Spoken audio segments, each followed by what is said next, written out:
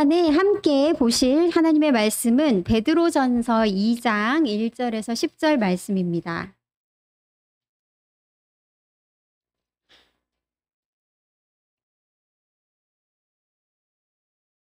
베드로전서 2장 1절에서 10절 말씀입니다. 신약 성경 378페이지입니다. 오늘 말씀을 한 절씩 교독하도록 하겠습니다. 그러므로 모든 악독과 모든 기만과 외식과 시기와 모든 비방하는 말을 버리고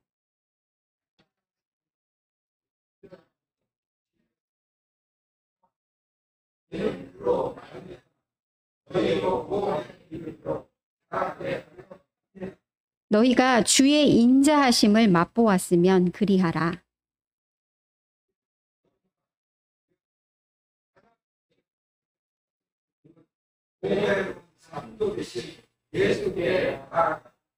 너희도 산 돌같이 신령한 집으로 세워지고 예수 그리스도로 말미암아 하나님이 기쁘게 받으실 신령한 제사를 드릴 거룩한 제사장이 될지니라.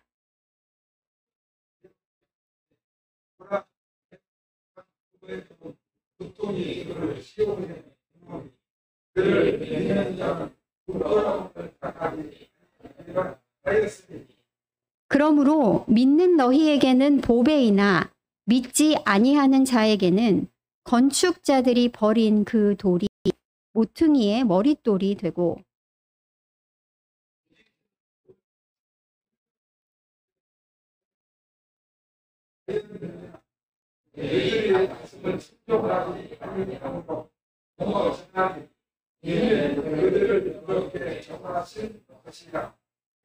그러나 너희는 택하신 족속이요 왕같은 제사장들이요 거룩한 나라요 그의 소유가 된 백성이니 이는 너희를 어두운 데서 불러내어 그의 기이한 빛에 들어가게 하신 이의 아름다운 덕을 선포하게 하려 하심이라. 이제는 하나님의 백성이요 전에는 긍휼을 얻지 못하였더니 이제는 긍휼을 얻은 자니라. 아멘. 저희가 베드로전서의 말씀을 다 같이 함께 살펴보고 있는 중입니다. 지난 시간에 2장 1절에서 5절 말씀을 통해서 베드로가 성도들이 이 땅을 살아가는 삶이 무엇인지 우리가 이 땅을 살아가면서 무엇을 해야 되는지를 두 가지 그림을 통해서 설명을 해주었었습니다. 기억하시나요? 그 그림을. 첫 번째 그림이 뭐였나요? 베드로가 우리가 갓난아기가 엄마의 젖을 찾고 찾아서 열심히 먹고 자라가는 것처럼 하나님, 우리의 생명 되신 하나님께 나아가서 그 생명 되신 말씀을 먹고 자라가라 라는 얘기를 했습니다. 베드로가 사용하고 있는 첫 번째 이미지가 뭡니까? 아기가 엄마의 젖을 열심히 먹고 자라가는 것처럼 우리가 하나님께 나아가서 자라가라 라는 얘기를 했습니다. 그죠? 베드로가 두 번째 그림을 또 가지고 왔습니다. 두 번째 그림은 뭐냐면 건축에 대한 그림을 가져왔습니다. 우리가 돌인데 산 돌이신 예수님께 가까이 나아가서 예수님과 함께 신령한 집으로 지어져 가라라는 얘기를 했습니다. 베드로가 하고 있는 이야기가 뭡니까? 자라가라라는 겁니다. 우리가 예수 안에서 새로운 생명을 가지고 새로 태어난 거듭난 백성이지만 우리가 자라가야 된다라는 얘기를 합니다. 마치 아기가 엄마의 젖을 먹고 자라가듯이 마치 하나의 쓸모없는 돌덩이가 함께 예쁘고 거룩한 성전으로 지어져 가는 것처럼 자라가라라는 얘기를 하고 있습니다. 근데 이 일이 언제 일어난다라고 얘기합니까? 어떻게 할 때 일어난다라고 얘기합니까? 생명 대신 우리의 젖과 같은 생명을 주시는 하나님께 가까이 나아갈 때에 산 돌이신 예수님께 가까이 나아갈 때에 일어나는 일이다라는 얘기를 베드로가 했습니다. 근데 우리 베드로는 구약 성경을 인용하는 것을 참 좋아합니다. 예수님께서도 가르치실 때에 구약 말씀을 배경으로 가르치셨던 것처럼 그 수제자인 베드로도 구약 성경을 통해서 이 전하고자 하는 말씀을 잘 전달하고 있는데요. 우리가 이렇게 하나님께 나아가서 젖을 먹고 자라는 것, 하나님 산 돌이신 예수님께 나아가서 거룩한 하나님이 거하시는 성전으로 지어져 가는 것, 이게 도대체 무슨 뜻인지를 더 풍성하게 알려주려고 베드로가 구약 성경을 3개를 가지고 와서 인용을 하고 있습니다. 우리 오늘 본문 속에 보시면 제 성경에는 그렇게 되어 있는데 여러분 성경에도 그렇게 되어 있는지 모르겠는데요. 6절, 7절, 8절을 보시면 이 성경 말씀이 쭉 나열을 일렬로 이렇게 되어 있어야 되는 게 쏙쏙 들어가 있는 게 보이실 겁니다. 그렇게 되어 있나요? 말씀이 이렇게 안으로 들여쓰기 되어 있죠. 그 말씀은 무엇이냐면, 그 표시는 뭐냐면 이 말씀들은 인용된 구절이다. 베드로가 구약 성경을 가지고 와서 인용하고 있는 중이다라는 걸 표시해 주고 있는데요. 베드로는 무려 3개의 구약 성경 구절을 가져왔습니다. 6절에서 베드로가 인용하고 있는 성경은 이사야 28장의 말씀입니다. 7절에서 베드로는 시편 118편을 인용합니다. 8절에서 베드로는 다시 이사야 8장을 인용합니다. 여러분, 이렇게 베드로가 3개의 성경 구절을 가져와서 인용하는데요. 이 3개의 구약 성경 구절에 공통점이 있습니다. 공통점이, 첫 번째로 눈에 띄는 공통점이 뭐냐면 이 3개의 구약 구절이 모두 다 돌에 대해서 이야기하고 있습니다. 베드로는 지금 산 돌이신 예수님에 대해서 얘기하고 있지 않습니까? 돌에 대해서 얘기하고 있는 성경 구절 3개를, 구약 성경 구절을 가지고 왔는데요. 여러분, 여기서 오해하시면 안 됩니다. 아, 돌이 나오는 구약 성경 구절을 그냥 다 가지고 왔구나 라고 생각하시면 안 됩니다. 그렇게 심플하고 단순하지 않습니다. 베드로가 가지고 온 구약 성경 이 3개를 살펴보면 똑같은 메시지를 전하고 있는 것을 알 수 있습니다. 배경이 다르고 다른 표현을 사용해서 이야기하고 있지만 똑같은 신학적인 생각, 똑같은 개념을 전달하고 있는 것을 볼 수 있습니다. 이 3개의 구약 구절이 전하고 있는 메시지가 무엇인지를 차분히 한번 살펴볼 텐데요. 첫 번째 6절 이사야서 28장의 말씀을 사실 저희가 지난 설교 시간에 살펴본 적이 있습니다. 이사야서 28장의 배경이 무엇이었습니까? 그 유다 백성들이 지금 현재의 죽을 위기에 놓여 있습니다. 아수르라는 무시무시한 나라가 쳐들어올 위기에 처해 있습니다. 이제 그 나라가 쳐들어오면 모두 싸그리 죽여버리고 멸망시켜버리고 포로로 잡혀갈 위기에 놓여 있습니다. 그때에 유다 백성들이 누구의 손을 잡았다라고 했습니까, 여러분? 한 달 전의 말씀인데 어렴풋이 기억나지 않습니까, 여러분? 누구의 손을 잡으려 했습니까? 애굽의 손을 잡으려 했습니다. 애굽이 나를 살릴 것 같고 애굽이 그 튼튼한 나라가, 위대한 나라가 나를 이 위험에서 구원해 줄 것 같아서 덥석 그 손을 잡습니다. 하나님이 뭐라고 얘기하셨습니까? 너희가 사망의 손을 잡았다. 사망과 언약을 맺었다라고 얘기하십니다.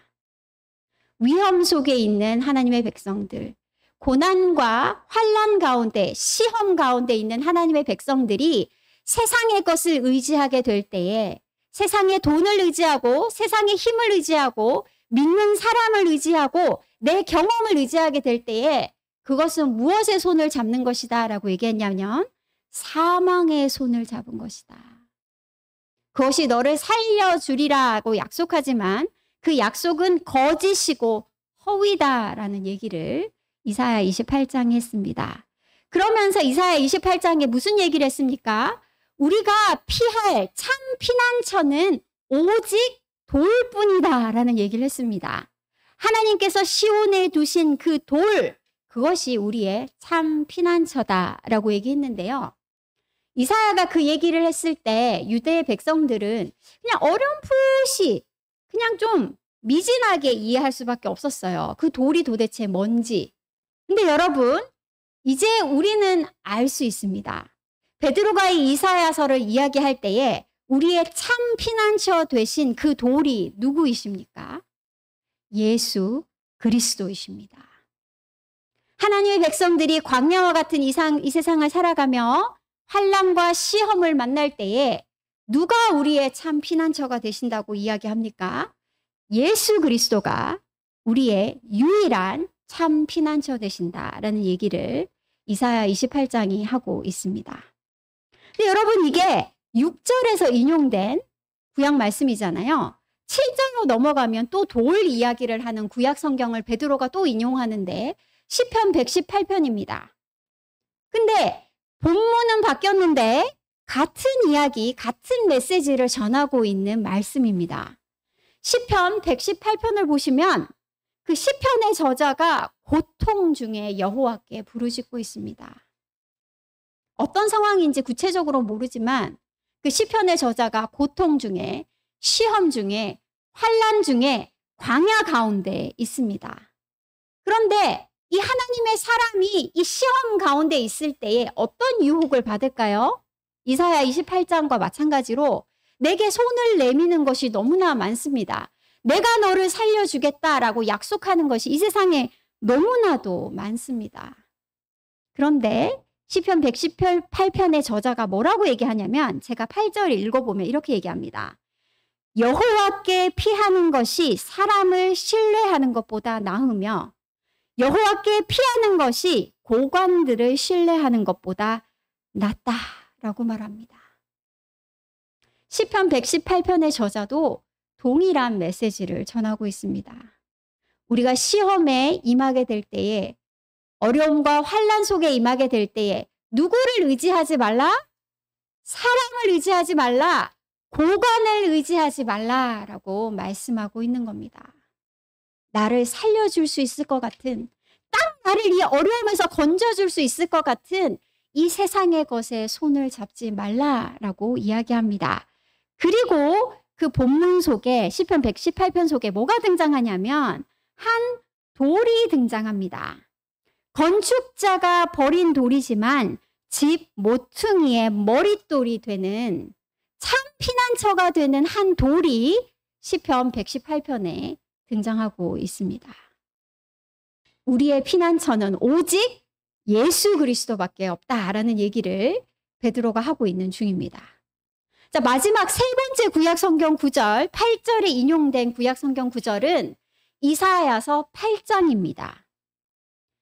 본문이 달라졌지만 베드로는 같은 이야기를 담고 있는 구약 성경을 가지고 오고 있는 중입니다. 이사야서 8장 가운데 있는 백성은 어떻게 그려지고 있냐면 흉흉하고 창일한 홍수 가운데 놓여 있습니다.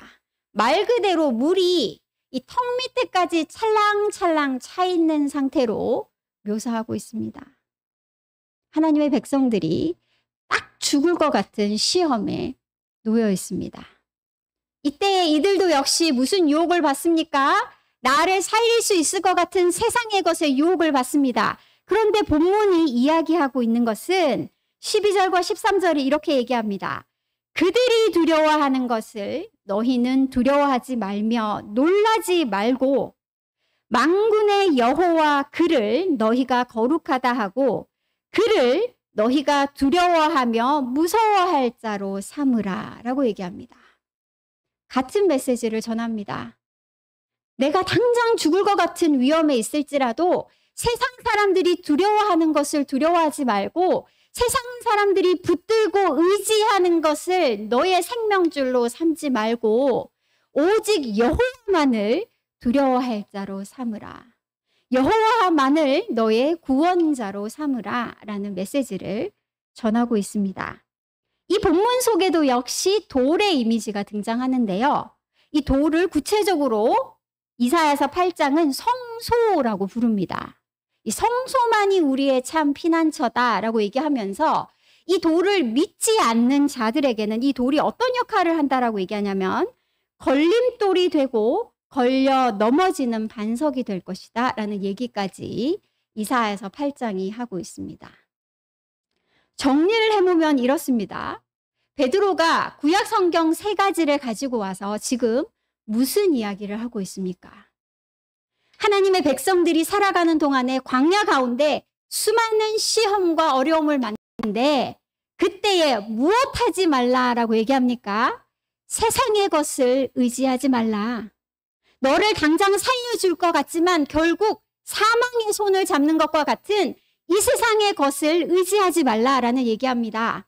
무엇만을 의지하라? 우리의 생명 되시는 하나님만이, 우리의 참 피난처 되시는 예수님만이 우리의 피난처 되시고 구원자 되신다라는 얘기를 하고 있습니다.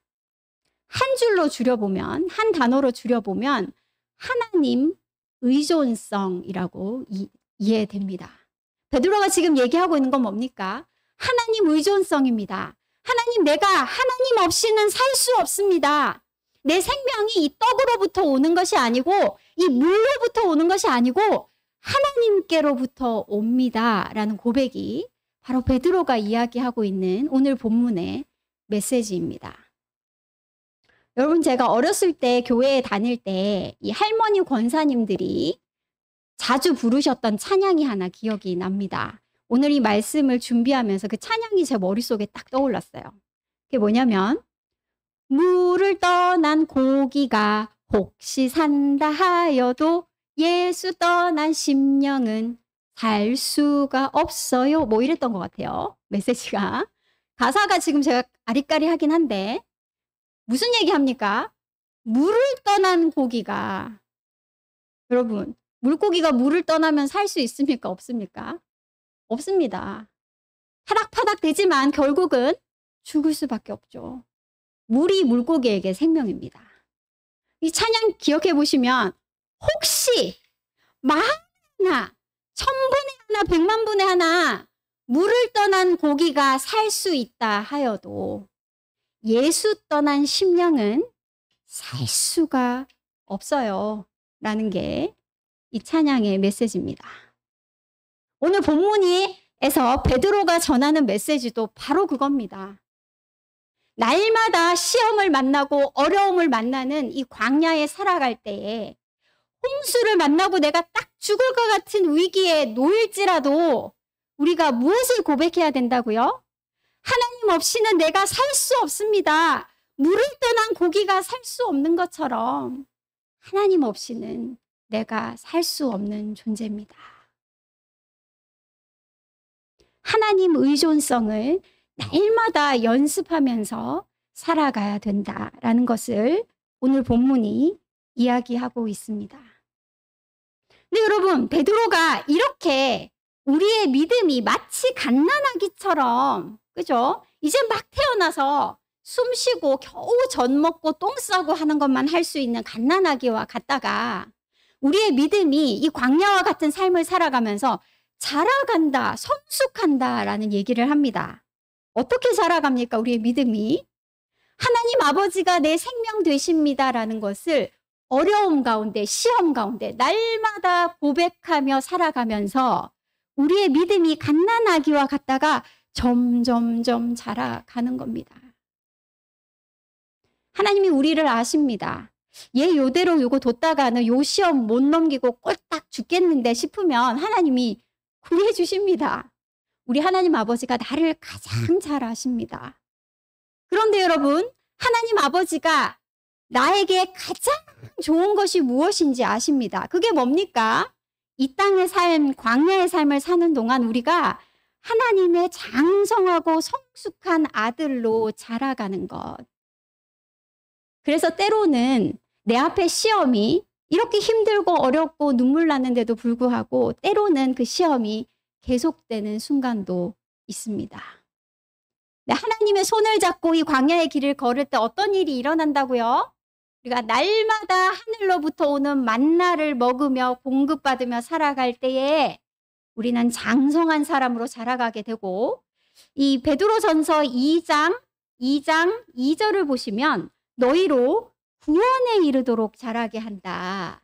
장성한 자가 되어서 어디까지 이르게 된다?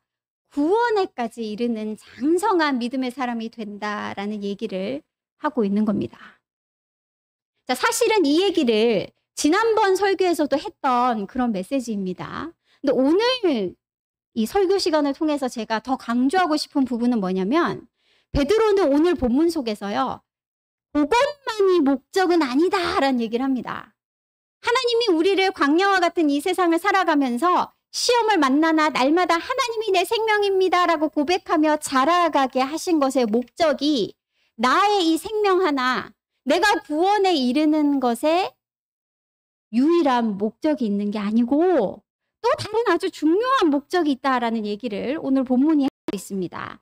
5절 말씀 한번 보실까요? 5절 말씀에 우리가 이렇게 자라가면 산돌같이 신령한 집으로 세워져 가면 어떤 일이 일어난다라고 되어 있냐면 예수 그리스도로 말미암아 하나님이 기쁘게 받으실 신령한 제사를 드릴 거룩한 제사장이 될지니라. 갓난아기와 같은 믿음을 가진 우리가 성숙한 믿음을 가진 자로 날마다 하나님 의존성을 연습하고 배우며 자라갈 때 나의 이 영혼만 구원하는 것이 아니라 어떤 일이 일어나냐면 우리가 제사장이 된다라는 얘기를 하고 있습니다. 같은 얘기가 2장 9절에도 등장합니다. 너희는 택하신 족속이요 왕 같은 제사장들이요 거룩한 나라요 그의 소유가 된 백성이니 이는 너희를 어두운 데서 불러내어 그의 기이한 빛에 들어가게 하신 이의 아름다운 덕을 선포하게 하려 하심이라. 아멘. 우리가 이렇게 자라가는 동안 우리가 제사장이 됩니다. 제사장이 뭐 하는 사람입니까, 여러분? 제사장이. 구약 성경에 이스라엘의 역사를 잘 생각해 보시면 제사장은 사람들, 하나님의 백성들과 하나님 사이에 서 있는 사람입니다. 하나님과 사람들의 관계를 중재해주는 역할을 하는 사람이 바로 제사장입니다. 하나님께서 우리를 이 세상에 제사장으로 세우셨다라는 이야기를 하고 있습니다. 근데 이 제사장들이 뭘 하는 사람들이라고 되어 있냐면 9절 아까 읽은 걸 보면 우리를 깜깜한 흑암 속에서 불러내서 빛으로 들어가게 하신 이의 덕을 선포하게 하려 함이라 라고 되어 있는데요. 여기 덕이라는 이 단어가 하나님이 하신 위대한 일이라는 뜻을 가지고 있습니다. 그리고 거기에 더불어서 어떤 뜻까지 가지고 있냐면 그 위대한 일로 인해서 찬양을 하다라는 뜻까지 포함되어 있는 단어예요. 그래서 덕을 선포하게 하신다라는 뜻은 무슨 이야기냐면 하나님이 우리에게 하신 그 위대한 일을 이 세상 앞에 찬양으로 선포한다라는 뜻이에요. 덕을 선포한다는 건 하나님이 이렇게 놀라운 일을 하셨습니다라는 찬양을 사람들 앞에, 세상 앞에 선포한다라는 뜻입니다. 우리가 지금 베드로전서를 쭉 보니까 베드로가 이사야서를 굉장히 중요하게 생각합니다. 베드로 편지 전체에 이사야서가 몇 면이 지금 흐르고 있는데요. 오늘 이 본문의 말씀도 이사야서에 등장하는 배경이 있습니다. 한번 살펴봐야 오늘 본문의 말씀을 잘 이해할 수 있을 것 같습니다. 이사야서 42장으로 한번 가보도록 할게요. 이 본문은 다 같이 한번 찾아보도록 하겠습니다. 이사야서 42장의 말씀입니다. 구약성경 1018페이지입니다. 구약성경 1018페이지 이사야 42장 말씀입니다.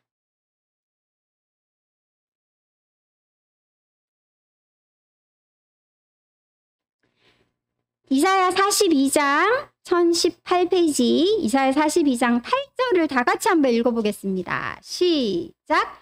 나는 여호와이니 이는 내 이름이라. 나는 내 영광을 다른 자에게 내 찬송을 우상에게 주지 아니하리라. 아멘. 하나님의 말씀인데요. 여기에 하나님이 내 찬송을 우상에게 주지 아니하리라 할 때 이 찬송이 아까 이야기한 위대한 덕을, 아름다운 덕을 선포한다고 할 때 그 덕과 여기 찬송이 같은 단어입니다. 하나님만이 그 찬송을 받으실 분이다라는 겁니다. 하나님이 하신 그 위대한 일로 인해서 찬양을 받으실 유일한 분이 그 하나님이시라는 겁니다. 우리의 입을 통해 이 하나님이 하신 위대한 일을 찬양케 하셨다라는 겁니다. 그럼 여러분, 하나님이 하신 위대한 일이 무엇입니까? 아까 사실 베드로 전서에서도 나왔는데요. 똑같은 장 이사야 42장 16절을 다 같이 읽어보겠습니다. 이사야서 42장 16절입니다. 시작. 내가 맹인들을 그들이 알지 못하는 길로 이끌며 그들이 알지 못하는 지름길로 인도하며 암흑이 그 앞에서 광명이 되게 하며 굽은 데를 곱게 할 것이라. 내가 이 일을 행하여 그들을 버리지 아니하리니. 아멘. 우리의 입을 통해서 찬양하게 하신 그 위대한 일, 하나님이 하신 일이 뭡니까? 맹인들을 그 흑암에서 빛으로 이끌어내셨다라는 겁니다. 무슨 뜻입니까? 이게 영적으로 깜깜한 자들, 흑암 속에 있는 맹인과 같은 자들에게 빛을 주시고 그 눈을 띄워주셨다라는 뜻은 죄와 죽음의 노예가 되어서 욕심이 하는 대로 살아서 노예가 되어 살다가 심판받고 그 결과 죽음과 심판 속에 이를 수밖에 없는 우리를 하나님이 구원해 내셨다라는 겁니다. 하나님이 흑암 속에 있고 맹인과 같은 우리를 빛으로 이끌어내셨다라는 겁니다. 하나님이 우리를 구원하신 자다라는 얘기입니다. 하나님이 하신 위대한 일이 바로 이 일입니다. 근데 여러분, 이 하나님의 백성들은 이 하나님이 하신 놀라운 일을 찬양해야 마땅한데 어떤 일을 하고 있는지 한번 보겠습니다. 19절과 20절입니다. 19절과 20절 시작. 맹인이 누구냐? 내 종이 아니냐? 누가 내가 보내는 내 사자같이 못 듣는 자겠느냐? 누가 내게 충성된 자같이 맹인이겠느냐? 누가 여호와의 종같이 맹인이겠느냐? 내가 많은 것을 볼지라도 유의하지 아니하며 귀가 열려 있을지라도 듣지 아니하는도다. 흑암 속에 있어서 아무것도 보지 못하는 그 맹인들을 하나님이 빛으로 구원해 내셨습니다. 애굽에서 죄와 죽음의 노예 생활에서 곳에 꼼짝 못하고 죽어가던 그들을 구원해 내셨는데 이들이 하는 일이 뭔지 아십니까? 하나님이 눈을 띄워줬더니 스스로 눈을 감아버립니다. 하나님이 귀를 열어주셨더니 귀를 스스로 막아버립니다. 보아도 보지 못하고 들어도 듣지 못하는 자가 스스로 되어버립니다. 무슨 뜻입니까? 우리는 더 이상 죄와 죽음의 노예가 아닙니다. 그럼에도 불구하고 신약 성경을 읽으면 바울도 그렇고 베드로도 그렇고 야고보도 그렇고 계속해서 뭐를 강조하냐면 옛사람을 벗어버리라. 구습을 쫓지 말라. 너희의 정체성은 더 이상 노예가 아니다. 죄의 종이 아니다. 옛 습관, 구습을 쫓아 노예 생활 때 입던 그 누더기 옷을 자꾸만 껴입는 성도들을 향해 그것을 벗어버리라. 더 이상 너희는 맹인이 아니다. 노예가 아니다. 라고 외치고 있습니다. 근데 여러분, 하나님은 포기하지 않으십니다.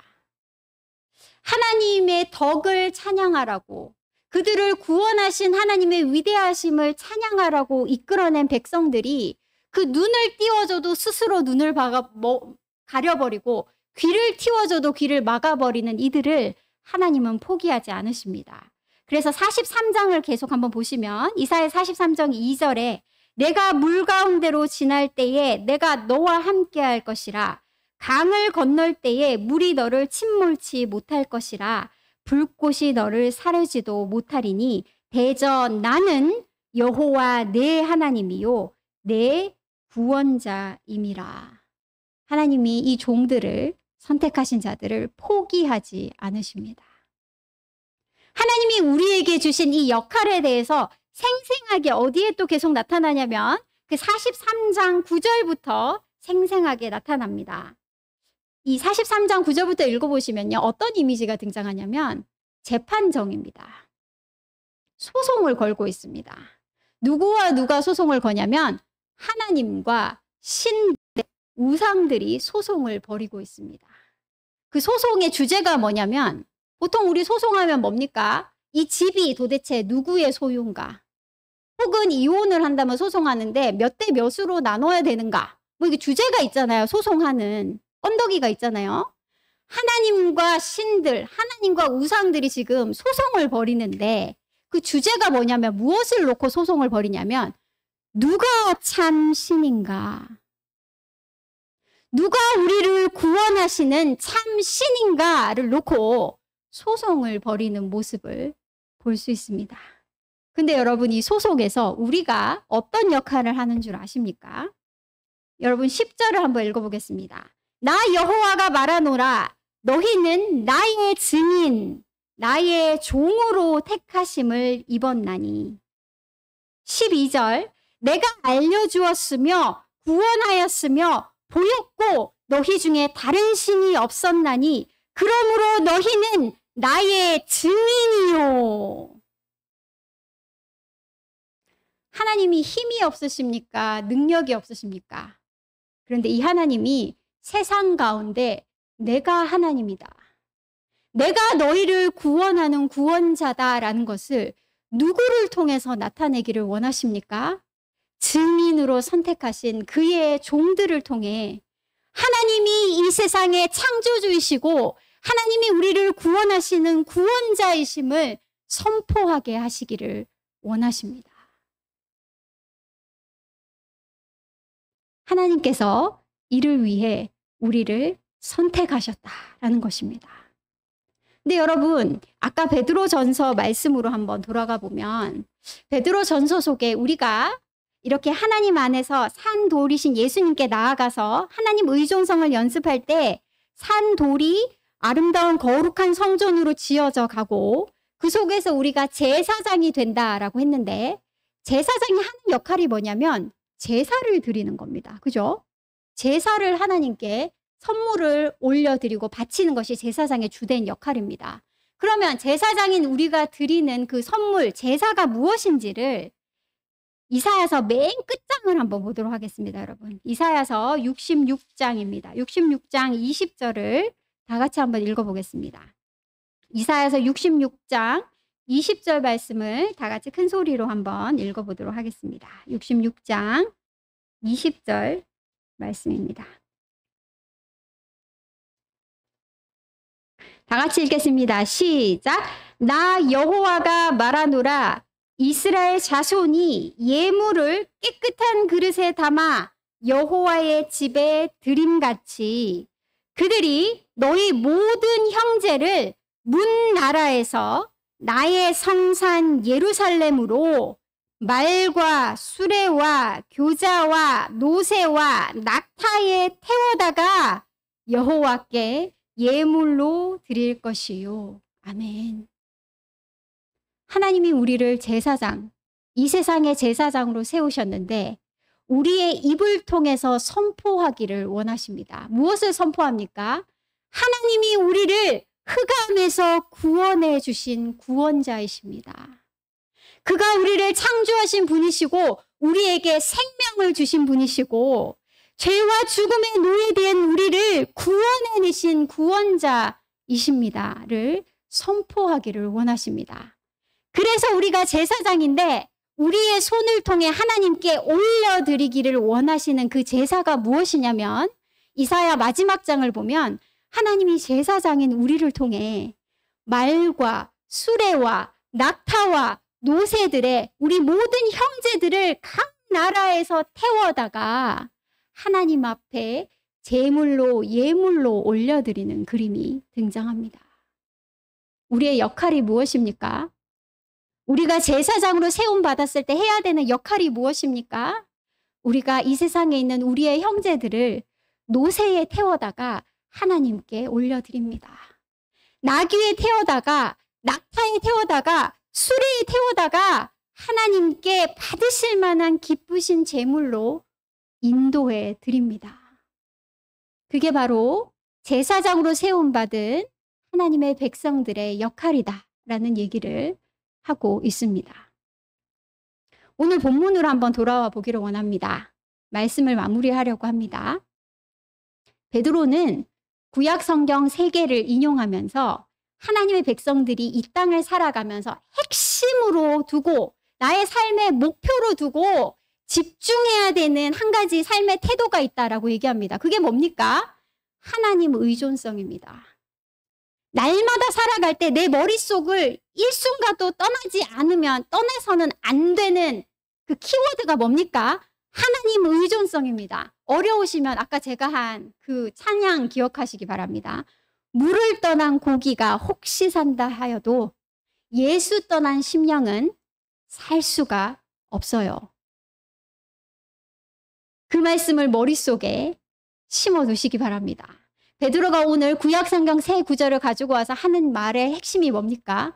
우리가 이 땅을 살아가는 동안 홍수를 만나고 시험을 만나고 어려움을 만나고 광야 가운데 여러 가지 고난을 당할지라도 우리가 세상의 것에 손을 잡지 말고 그 사망과 언약을 맺지 말고 오직 나의 생명이 주께로부터 오는 것을 고백하는 자가 되라. 날마다 하나님이 내 생명이십니다를 고백하는 것을 날마다 연습하는 자가 되라. 이러한 순종을 배우고 연습할 때 우리가 갓난아기에서 장성한 자로 자라가게 된다는 겁니다. 우리가 이렇게 자라가게 될 때 우리가 어떤 역할을 감당한다라고 이야기합니까? 제사장의 역할을 감당합니다. 우리의 삶을 통해서 하나님만이 구원되시고 하나님만이 우리의 생명 되심이 선포되어집니다. 우리의 형제들이 우리를 통하여 하나님 앞에 수레와 나귀와 낙타와 말에 태워져 하나님께 올려드려지고 인도되어지는 놀라운 일이 일어난다라고 얘기합니다. 앞으로 우리가 남은 베드로전서 후반부에서는 베드로가 이 땅을 살아가는 하나님의 백성들이 제사장으로 구체적으로 어떤 모습으로 살아야 되는지를 이야기해주는 구절들이 등장합니다. 그 말씀들을 우리가 자세히 살펴볼 텐데요. 오늘 들은 말씀을 마음에 꼭 새기시고 어디에 있든지 어떤 순간이든지 우리는 물 떠나면 죽는 고기처럼 하나님 없이는 살 수 없는 존재임을 날마다 고백하시는 저와 여러분이 되기를 간절히 소원합니다. 아멘. 찬송가 260